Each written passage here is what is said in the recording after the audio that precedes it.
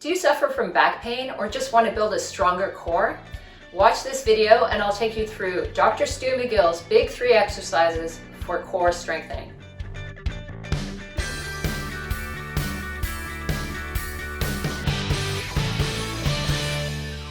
Hi, this is Ivana helping you get fit, healthy, and strong at any age. If you're new here, please subscribe and hit that bell to get your notification every week when I release a new video. Today I'm going to talk to you about the Big 3 exercises. Dr. Stu McGill is a professor in spinal biomechanics at the University of Waterloo.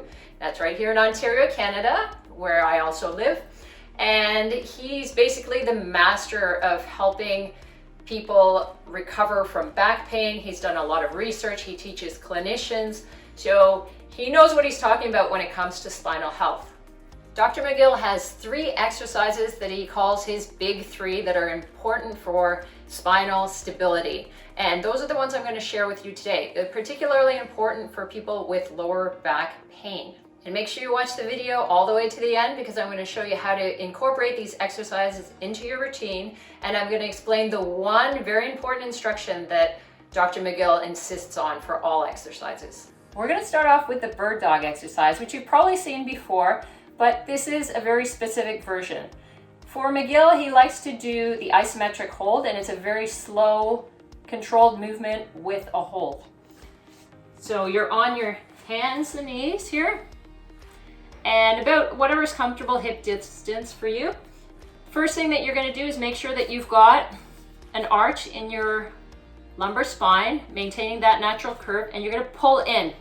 Draw your abs up without rounding your back. So maintain the curve, tighten up with the abs, and then move out.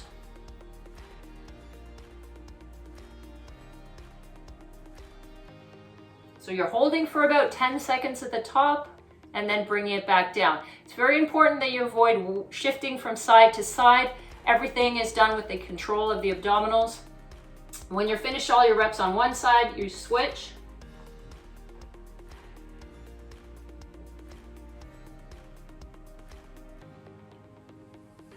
And then come back down. So this is a great exercise for the core, the TVA, the back, everything that's involved with stabilizing the spine.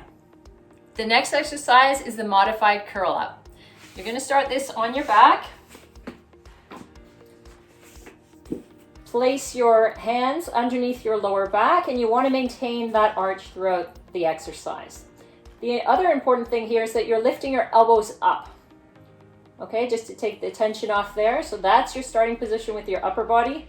One leg, in this case, one knee is going to be bent, and the other leg is going to be straight. So it focuses and helps you brace on that side. So what happens here is that you want to do that bracing action. So like you're tightening up your abdominals before you make any movement. Kind of think about when you're in a plank position, that's the bracing action. So you brace and then lift the head up. And then you're holding there. So you do your counts from here and then back down. Now, it's really important that you don't start cranking your neck up or anything like that. It's a very gentle lift. You just want to lightly lift your head up. Hold it there and then back down. Remember also that your elbows are still up, your back is still arched, and you've got one leg in front. When you're done all the repetitions and holds on one side, you can switch over and do it on the other side. So lift, brace to begin, and hold. 1, 2, 3, 4, 5, 6, and then release.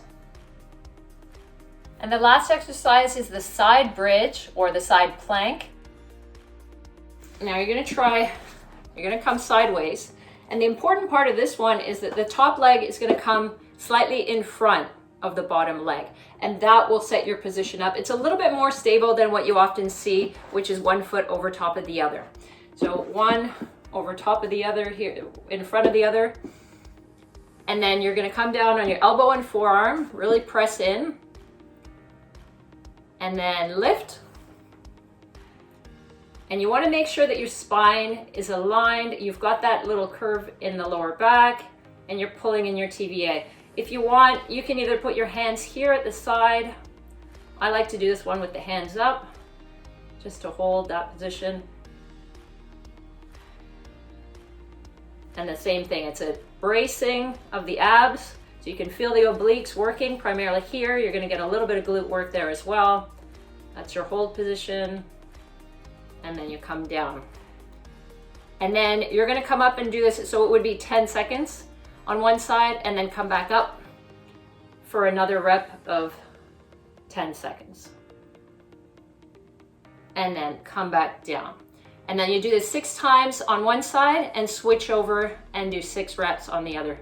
You'll notice that if you go through the entire protocol that it can take a long time. So you can modify this, you can do one of these big 3 exercises per day, or you can just do a shorter amount. You can go straight up to the 10-second holds. You can modify the holds in general throughout the program and just do whatever works for you. It's better to be doing these exercises some way and partially than not to be doing them at all. And the one thing that Dr. McGill absolutely insists on is the neutral lumbar spine. And that means just maintaining that curve in your lower back while you're performing these exercises. So to be honest, despite the fact that McGill is such an expert, the idea is somewhat controversial, and a lot of people think it's perfectly safe to be able to flatten the back, just kind of flatten this way to train the TVA, and it's okay to do some exercises that way. His expertise is with back pain patients particularly, so perhaps for someone with a healthy spine, it's not an issue. I've actually found that with beginners, flattening the lumbar spine helps them to learn how to activate the transverse abdominis. And I think that's the key, because we need to learn to activate the TVA first, and then we can use it in all positions. Because remember, the role of the TVA is to stabilize the pelvis and the lower back before there's movement of the arms or legs. So you really want to make sure that you know how to activate that TVA one way or the other. So let me know in the comments if you've used these exercises before, what your experience was. If you haven't, try them out, leave a comment, let me know what you think. And I also want to help you with the rest of your health and fitness journey, so head over to my website, ivanachapman.com, where you can pick up a copy of my free ebook. And of course, subscribe, hit that bell, and can't wait to see you next week.